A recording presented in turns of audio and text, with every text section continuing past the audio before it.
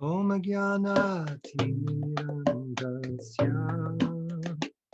Jnananjana Shalakaya Chaksurunmitam Yena Tasmai Shri Gurave Namah Namah Om Vishnu Padaya Krishna Prestaya Bhutale Srimate Bhakti Vedanta Swami Namine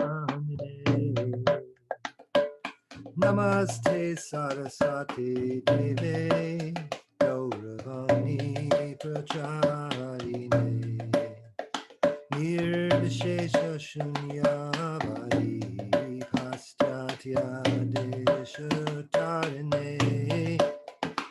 Shri Krishna Chaitanya Prabhu Nityananda Shri Advaita Gadadhar Shivasadi Gaur Bhaktavrinda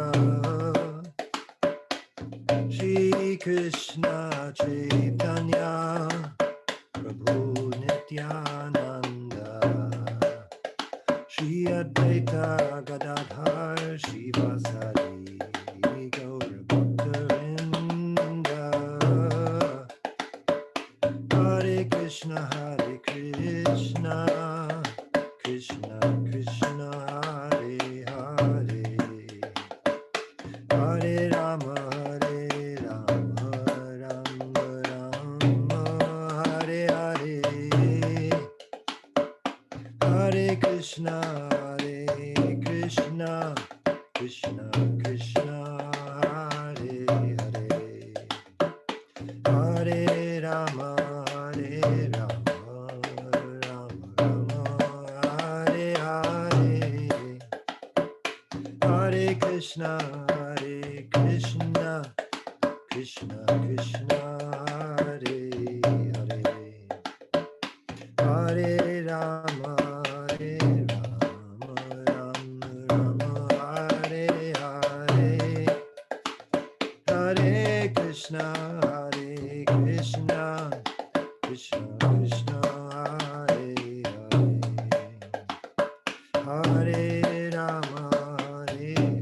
Rama Hare Hare Hare Krishna Krishna Hare Hare Hare Rama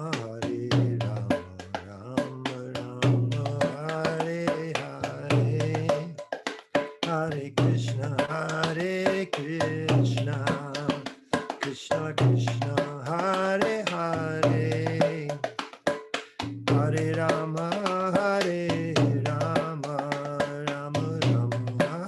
Hare Hare Krishna Krishna Hare Hare Hare Rama Rama Hare Hare Hare Krishna Krishna Hare Hare Hare Rama Rama Hare Hare Hare Krishna Krishna Hare Hare Hare Rama Rama Hare Hare Hare Krishna Krishna Hare Hare Hare Rama Rama Hare Hare Hare Krishna Krishna Hare Hare Hare Rama Rama Hare Hare Hare Krishna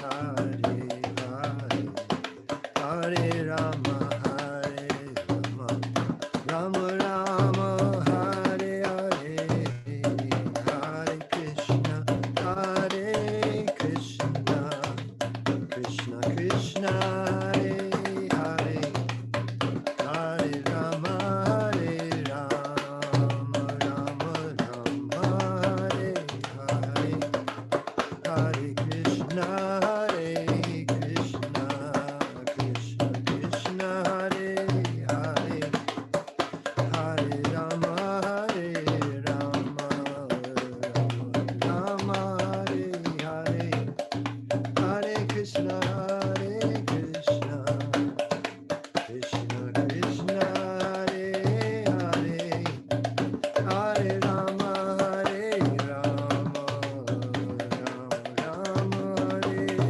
Hare, Hare Krishna, Hare Krishna, Krishna Krishna, Hare Hare, Hare Rama, Hare Rama, Rama Hare Hare.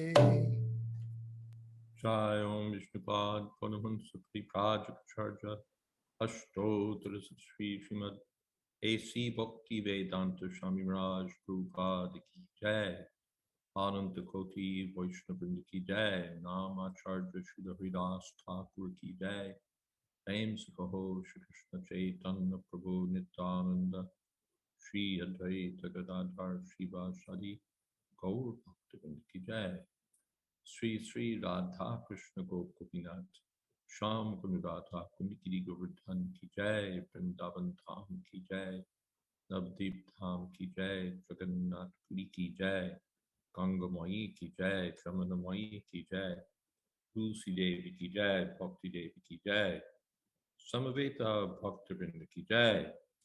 All glories to the assembled devotees. All glories to the assembled devotees. All glories to the assembled devotees. Gaur Premanande.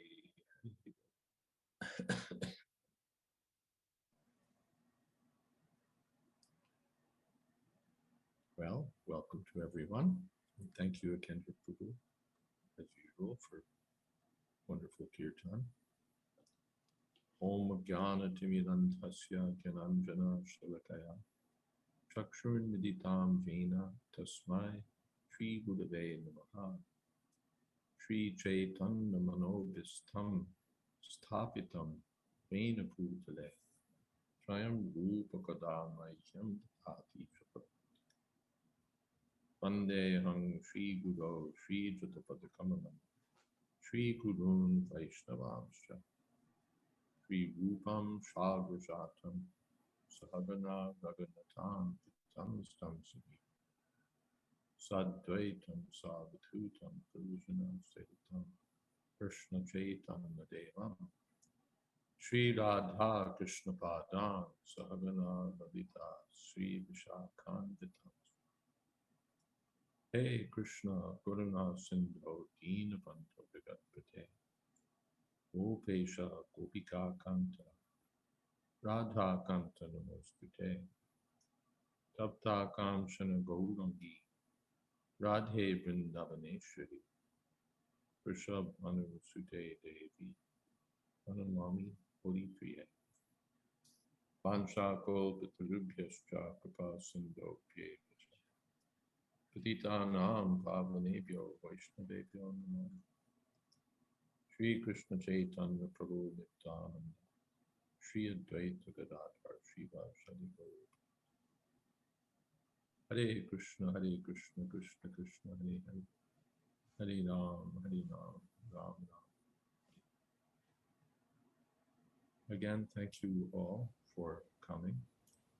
And I wonder what thoughts might be bubbling up, what thoughts or topics or questions or Maharaj, yes. Well, before we get into that part, I just wanted to ask if everyone can hear you well enough, because I can hear you fine, but your volume is a little on the low side. So I didn't know if it was me or if it's you. I think I'm talking a little low. Okay. I don't think my microphone is on. low input, but I'll check. Yeah, you sound fine. It's just I have my volume cranked and it's not very loud. Okay, so we'll try to speak loud.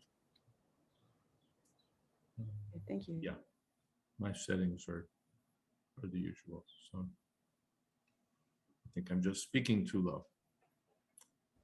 No need to strain. Okay, and what else might be? What other thoughts following up on that? This is a sign of old age, by the way. You know, everything starts to decline. Your prana is less, and so on. Yes, what thoughts? Haridas Prabhu, what thoughts? What thoughts? Not to put you on the spot, of course, but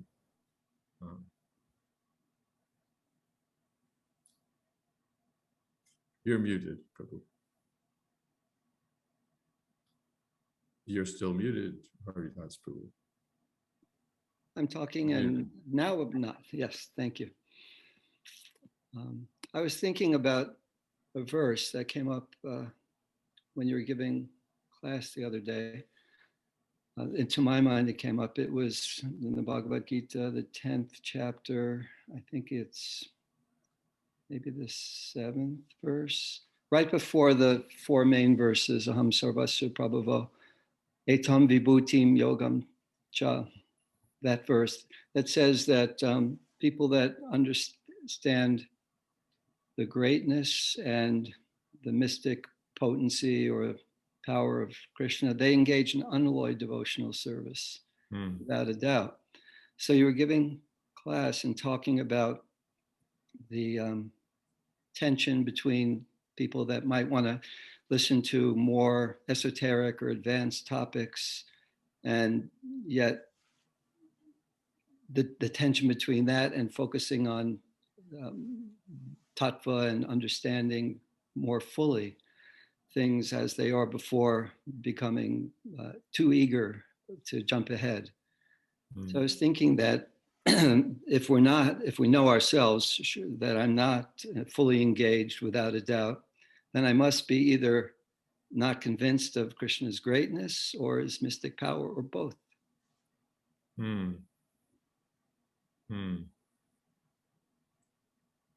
Yeah, there's some lack of realization if we're still, what's the word? Yeah, still attracted to the material energy, still, then we still have a way to go. In fairness, I think that it's not like we've never taken a vow. I'll never hear about anything in Vrindavan. If it's juicy, I reject it. No, but no boycott.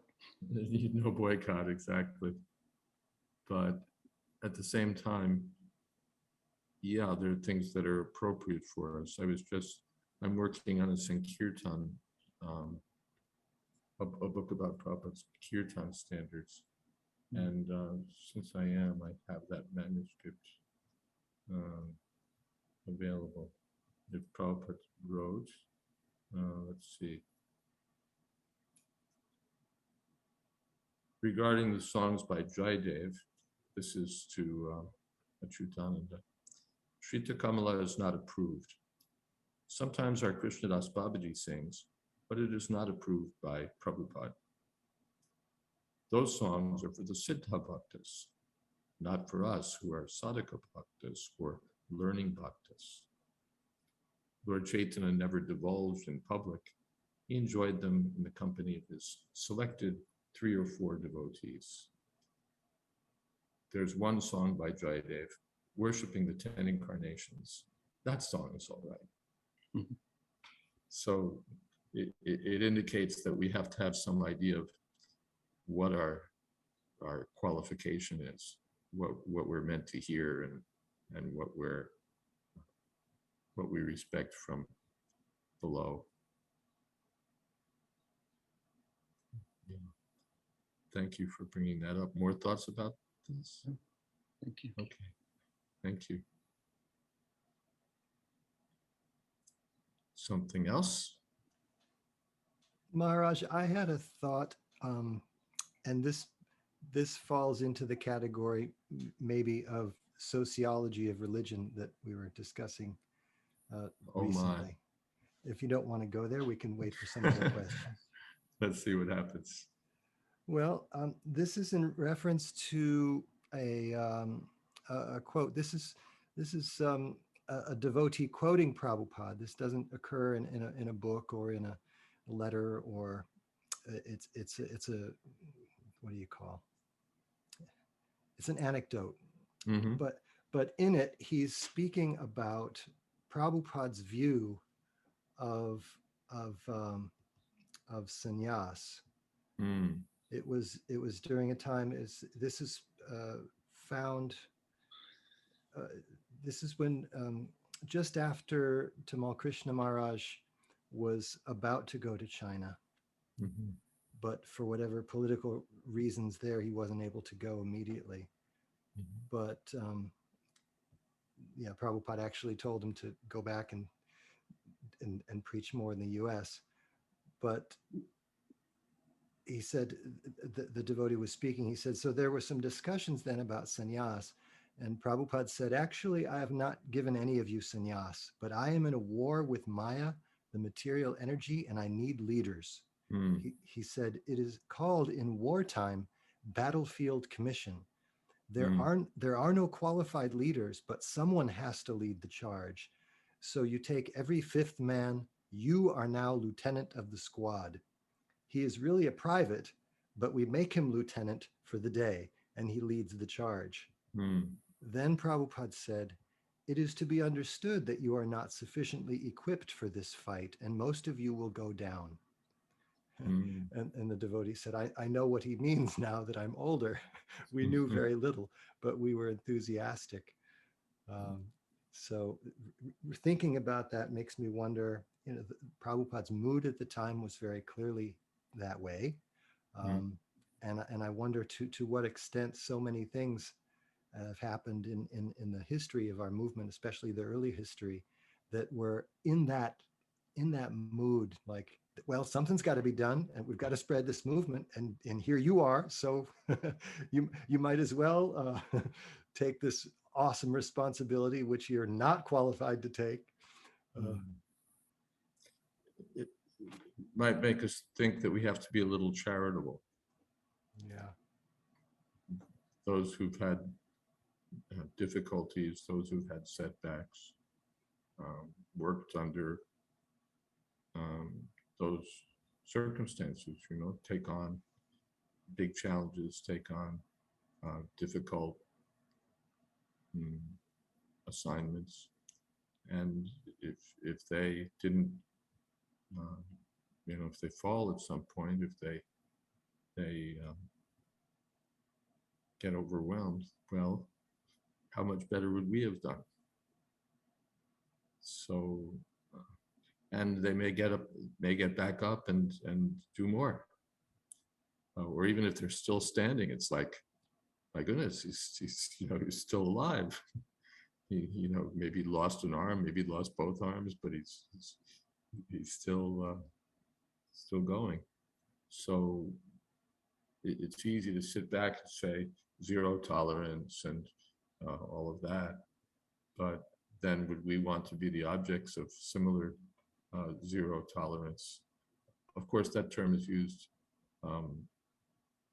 It's found in this kind of particularly historical place in regard to child abuse, and I'm certainly not saying let's be lax about child abuse. But in terms of sympathy for devotees who, in general, have one or another kind of difficulty, some charity could be expected, even deserving. Yes. Even we find with Haridas Jr. that Chaitanya Mahaprabhu was very strict with him, but Srila Prabhupada, but the Chaitanya Mahaprabhu's devotees were sympathetic. And similarly, who was that? Kala Krishnadas. He fell victim to the Bhattaharis, and Chaitanya Mahaprabhu rejected him. But the devotees were sympathetic. They found some service for him. They didn't reject him. But Chaitanya Mahaprabhu did. Praveen has a question on chat to me. Kirtan standard. I've been wondering. Well, first, before we go to that, was that okay, Kendra Prabhu? Oh, yes, Maharaj. Thank you. Yes. Okay. I've been wondering that Prabhupada never quoted from Tulsi Pranam in his lectures or books. Tulsi Pranam is sung every morning in ISKCON. Yeah, he may not have quoted it, but he did direct us to sing it. And if I called up Folio, I could probably find you a proof text. I remember this question always comes up. Is it okay to say Krishna Bhakti or is it Vishnu Bhakti? And Prabhupada answered that question. He said that either one was all right.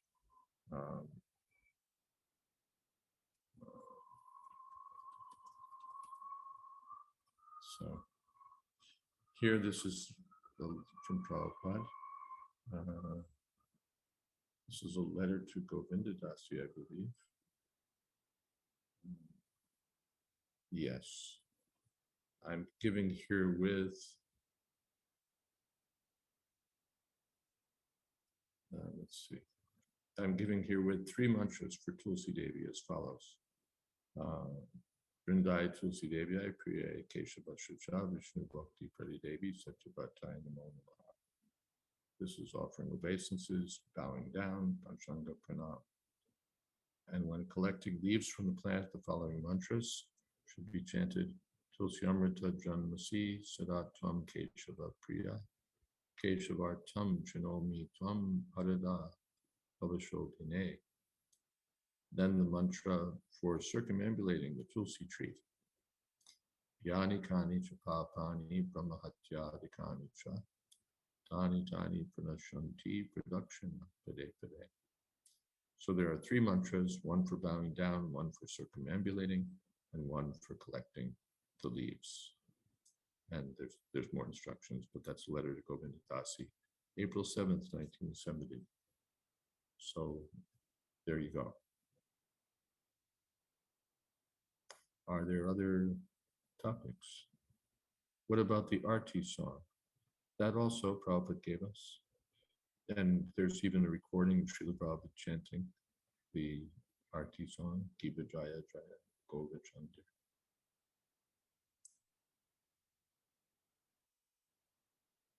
But there's a lot of things. Well, I'm not going to give my kirtan seminar here, but there's lots of stuff that doesn't have its origin in Srila Prabhupada. That's a different kind of animal. But the Arti song, yeah, very much approved.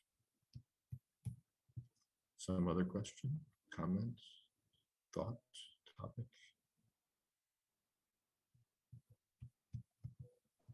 Or should we all go home early? I'll make a comment if nobody else has one in the next 30 seconds, but I need a moment to gather my thoughts. Okay, see you in 30 seconds. Krishna Krishna Hari Hari.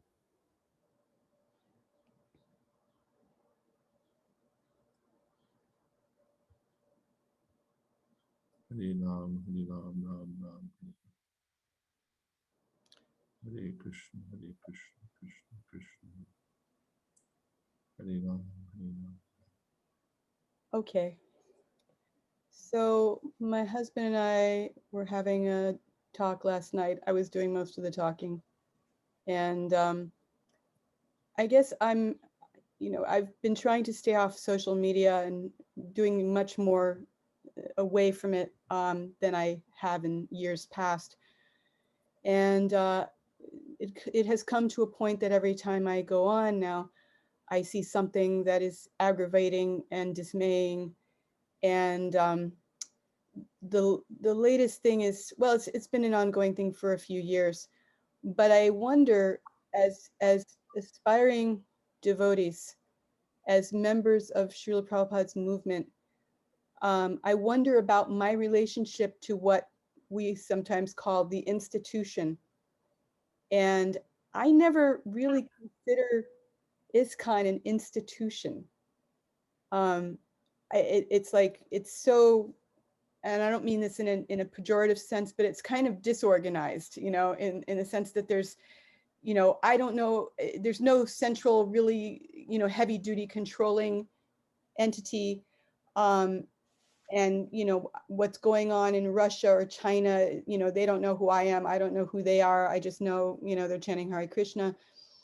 But sometimes things happen, and so it reflects on the whole society. And so sometimes I feel like when I'm preaching, which I haven't been preaching because of the pandemic, and I haven't gotten it together to preach online, but in preaching, I think to myself, am I trying to introduce people to an institution, or am I just trying to introduce them to Krishna and Prabhupada? And if somebody has not heard of ISKCON, then really I'm ISKCON for them, because that's what they know. And then sometimes I get worried that if I identify with ISKCON, and, you know, as people are wont to do nowadays, and they go online, generally when you go online, you find something that's not very nice when you look up ISKCON, or you look up, you know, certain personalities or whatever. And so it makes me feel reticent to have that identification of ISKCON, even though in my mind, if I'm following Srila Prabhupada's program and instructing, you know, or guiding people or helping people, and, you know, introducing them to Srila Prabhupada in his books, then that's ISKCON, whether it has the label or not. So I guess my question is really about PR, you know, or one's identity with the institution, because I don't really consider it an institution. I consider it a sort of a blueprint. You know, Prabhupada gave a process, and he created a sort of infrastructure for devotees to associate together. But I've compared it to like the Good Housekeeping Institute. You know, you have Good Housekeeping magazine, and then you have the Good Housekeeping Research Institute, and they would, you know, test products, and then they would tell people, this is a quality product, you can trust this. So I feel like the GBC and the institution is saying, this is, if you do Krishna consciousness this way, you're going to have a good result, you know.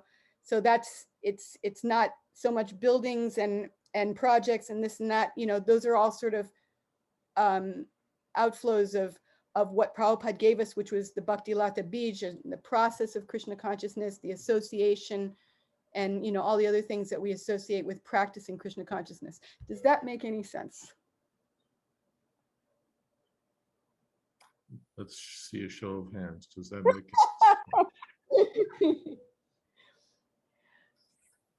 the Somebody she dragged you into that conversation too. Okay. Well,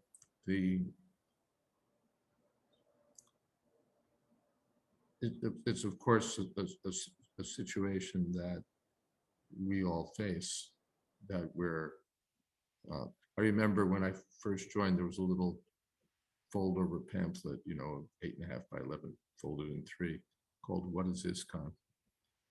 And you know, it'd be interesting to try to put together such a pamphlet today. In some parts of the world, ISKCON is like a premium brand. In India, oh, are you with ISKCON? Oh, we really have an excellent reputation. But it's not uniformly excellent. And even if it is, there are some people who simply don't, you know, the very idea of an institution is off-putting. So I'm sure there's a lot that could be said about this. I think I talked about this the other night, that for me, what makes an institution worthwhile is the saintly people, a religious institution. the saintly people that you find in it. Otherwise, merely forms and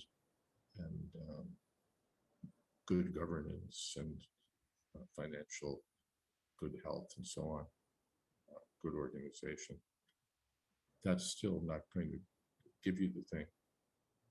And even if it's not the most organized of societies, if you have saintly people, then you have real value.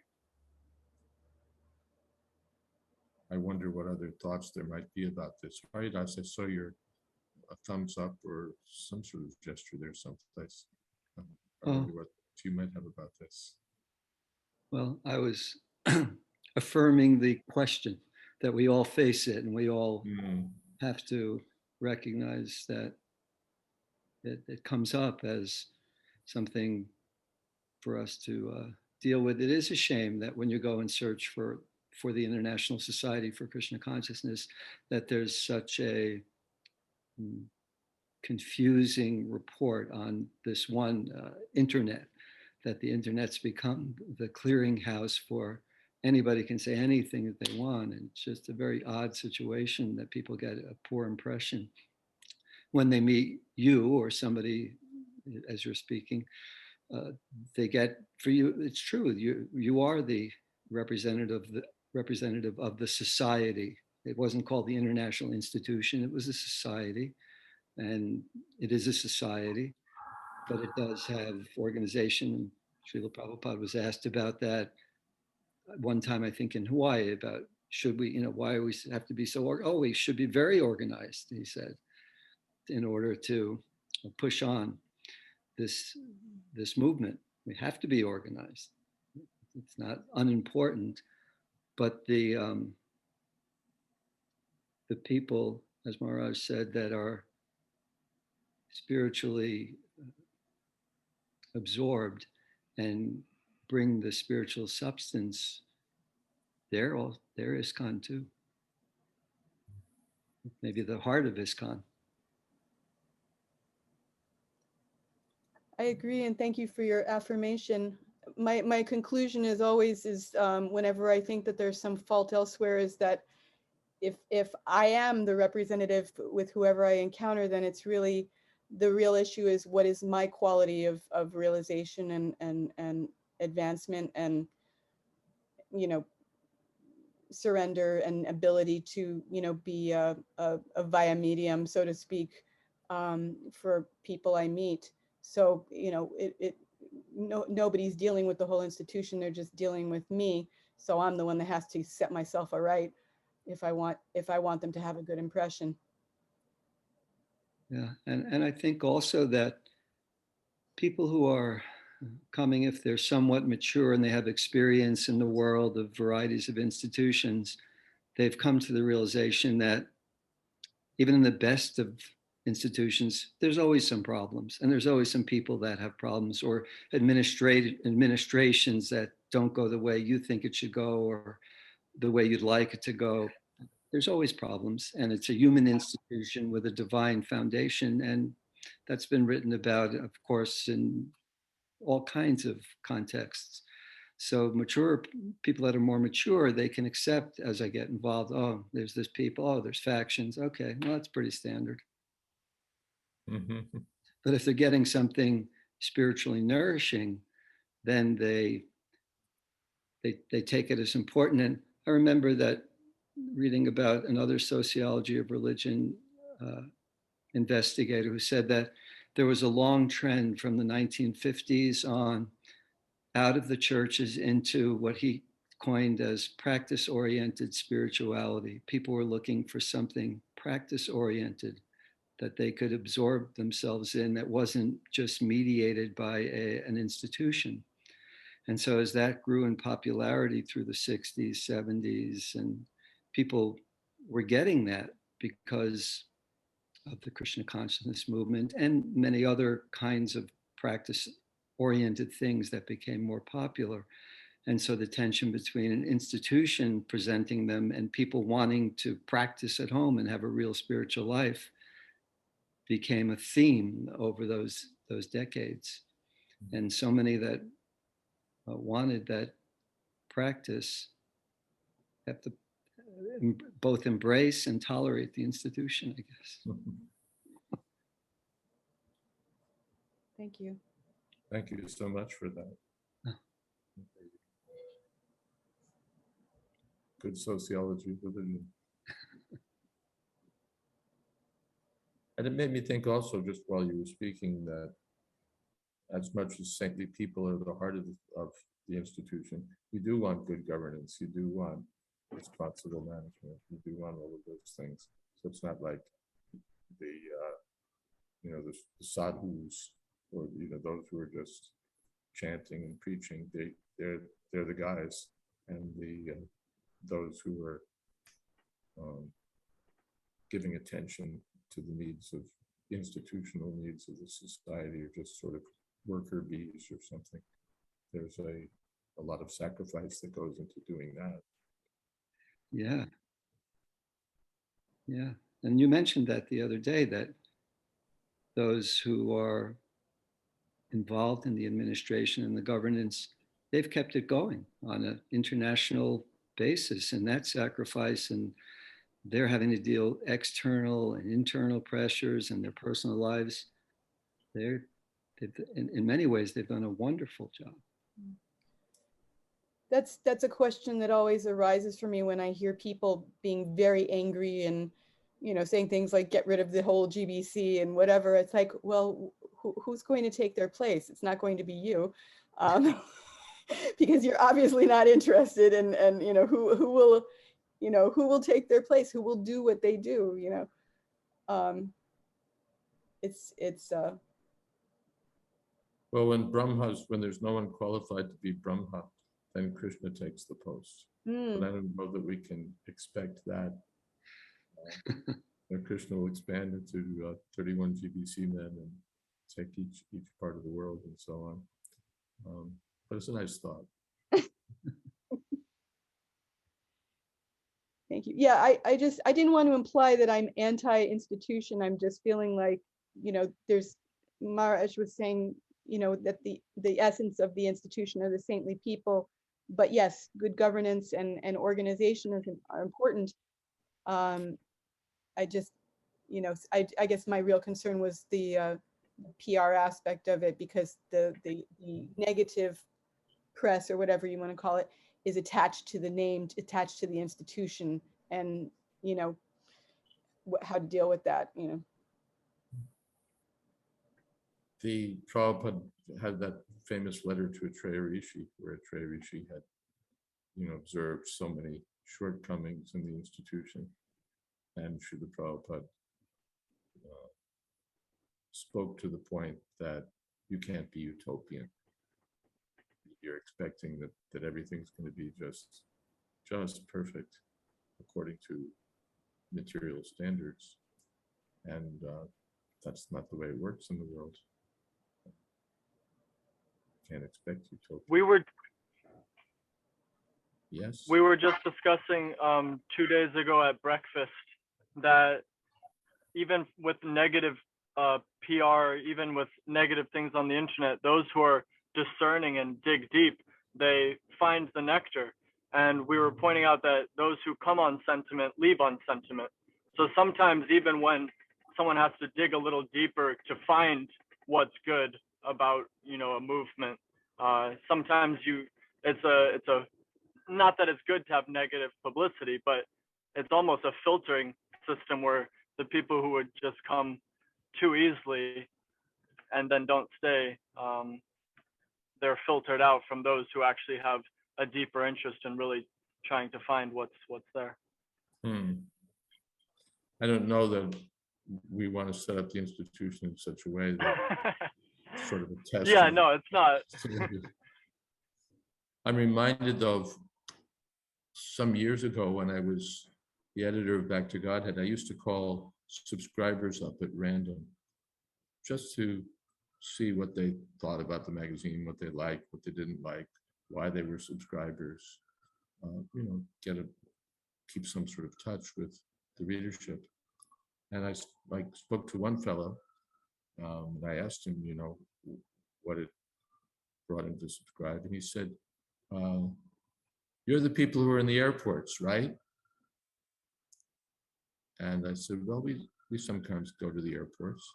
"Yeah, you're the people who go to the airports and you approach people with those books, and you're always there at the airport." I said, "Yeah, He said, "Well, yeah," he said, "and I figured sooner or later one of you guys is going to approach me, and when he approaches me, I want to know what it's about beforehand."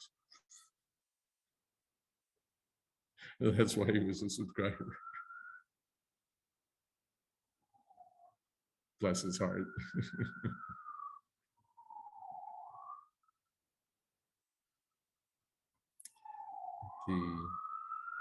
Yes.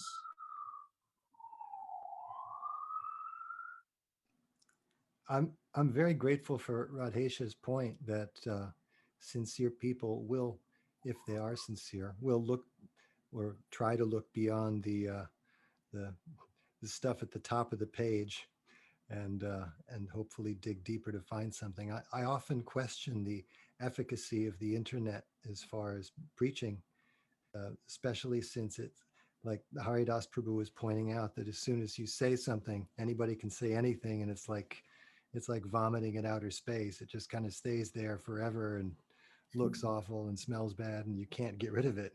But it seems to me like the old model of learning, the Vedic model, where you have to ingratiate yourself to an individual over time and serve that person in order to get proper knowledge. It's not just a matter of clicking on something and downloading and cutting and pasting. You have to serve, and it seems like the internet is for all of its wonderful qualities, doesn't allow one so many easy opportunities to just perform personal service. What to speak of take prasadam in the company of devotees. But that's the missing feature. As you know, I have a bug report in with Facebook and Zoom that there's no prasadam distribution. That would change everything. If everyone wants to email me their address, we can send cookies. Okay. Radesh is smiling. He likes that. I'm not sending cookies to Hawaii, Prabhu. If today is a slow news day, as I'm sensing it is, then maybe we should have kirtan and end early. We don't have not that we've taken a vow that we have to be here for 60 minutes every Thursday and talk about something. Well, since we're talking, I had sent you a message, Maharaj. I was wondering your schedule, if you're planning to be in Florida for a little while, or if you're going to Bhaktivedanta Institute. I'm in New York.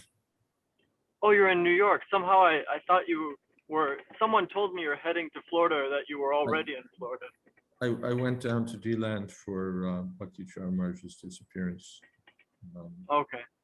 Activities, observation, memorial, and now I'm back in New York. Okay, because there's some sort of anniversary of Gainesville's. Yeah, that's this weekend. Okay. All right. In that case, never mind. Did you drive or fly to Florida, Maharaj? Excuse me? Did you drive or fly to New York? I mean, Florida. I flew. Just wondering about. Yeah. So who would like to lead kirtan? And then there's kirtan downstairs. There's Thursday night kirtan has revived at the Bhakti Center, and I can hear it up on the 5th floor. It sounds like it's going strong. It would be nice if we could all be there. Maharaj, Well, I can just step away and just, you can carry on, and I'll go downstairs. you could do Zoom on your phone, Maharaj, and then we would be with you downstairs. You want me to? It's up to you completely. It's just a thought. Sounds like fun. If you're going already. I can do that. I can put. I can. You want to get tuned into the kirtan downstairs? That sounds Okay. like a lot of fun. Okay, we've got it. The switch devices and walk down, and we'll be in business. This is going to be fun.